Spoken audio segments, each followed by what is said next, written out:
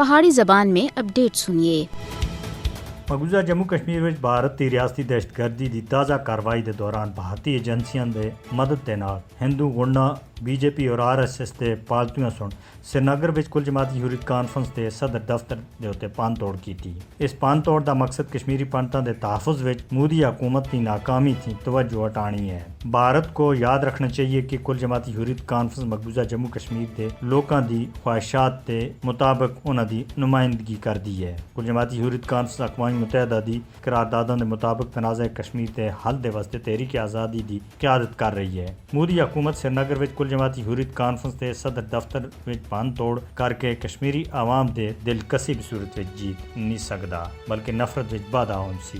سری نگر وچ کل جماعتی حریت کانفرنس دے صدر دفتر دے باہر غنڈہ گردی کشمیری عوام دی جدوجہد آزادی کو دبانے دے واسطے مودی حکومت دی مایوسی دی عکاسی کر دی ہے۔ بھارت کشمیری عوام دے حق خود ارادیتی تحریک کو دبانے دے واسطے ہر ایک ڈراؤنا حربہ استعمال کر رہا ہے۔ کشمیری عوام مقبوضہ جموں کشمیر وچ ناپاک بھارتی عزائم کو مل کے ناکام بنانے دے واسطے ہر وقت تیار ہیں۔ کشمیری عوام ماضی وچ بھی تحریک آزادی کشمیر دے خلاف بھارتی حرباں اور منصوبوں کو ناکام بنا چکے ہیں اور آج بھی بھارت کو کشمیری عوام دے ناقابل شکست عزم و حوصلہ دا سامنا ہے۔ کشمیری عوام اپنی جدوجہد آزادی کو مضبوط عزم دے نال اس دے منطقی انجام تک پہنچانے دے واسطے پرعزم ہیں۔ کل جماعتی حریت کانفرنس کی قیادت سن سری نگر تے جاری اپنے ایک بیان وچ افسوس کا اظہار کردے ہوئے یہ گل آخی ہے کہ کشمیری پنڈتاں دی زندگیاں دے تحفظ وچ قابض حکام دی ناکامی دی توجہ ہٹانی دی ایک ناپاک کوشش ہے۔ یہ شرمناک گل ہے کہ کشمیری پنڈتاں دے قتل دے واقعے کو